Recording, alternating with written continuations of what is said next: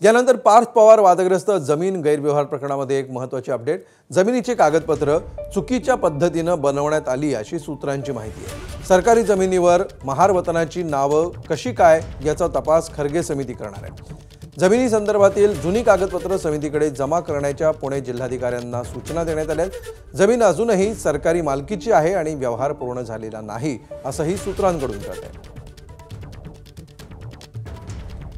अधिक माहिती घेऊया आमचे प्रतिनिधी सूरज सावंत यांच्याकडून। सूरज, किती महत्त्वाची ही आहे ही नवी जी माहिती समोर येते आणि त्याच्यातून तपासाची दिशा कशा प्रकारे बदलू शकते?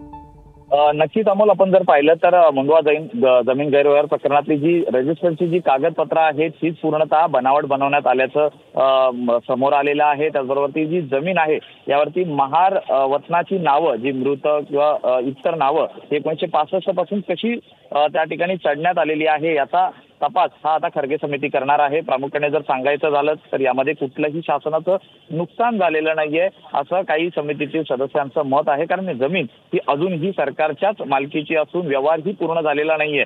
तसेच या व्यवहारासंदर्भातली जे कागदपत्र बनवण्यात आले तेही पूर्णतः चुकीचे असल्याचे समितीतील काही सदस्यांचं मत आहे। त्यामुळे या संपूर्ण प्रकरणात जो दावा हा करण्यात आला होता 41 कोटी व्यवहार रद्द करण्यासंदर्भात, हा नेमका आता कसा उलगडला जातो, कारण शासनाचं यामध्ये कुठलंही नुकसान झालेलं नाहीये।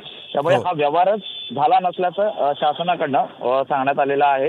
व्यवहार जो झालेला आहे या संदर्भातली सखोल चौकशी ही समितीकडनं करण्यात आलेली आहे। त्याचबरोबर ती अद्यापही हा व्यवहार किंवा हे रद्द करण्यासंदर्भातली पुढील कुठलीही पूर्व प्रोसिजर ही अद्याप झालेली नाहीये। त्यामुळे या संदर्भातली जी समिती आहे ही पुढील आठवड्यात मंत्रालयात बैठक देखील करणार आहे आणि त्या बैठकीमध्ये वरील सर्व जे मुद्दे आहेत या संदर्भात देखील चौकशी होणार नाही। त्याचबरोबर जे निलंबित सब रजिस्टर रवींद्र तारू आहे यांच्याबाबत शासनाकडे काही निनावी तक्रारी देखील आलेल्या असून याची देखील शासन दरबारी गंभीर दखल ही घेण्यात आलेली आहे।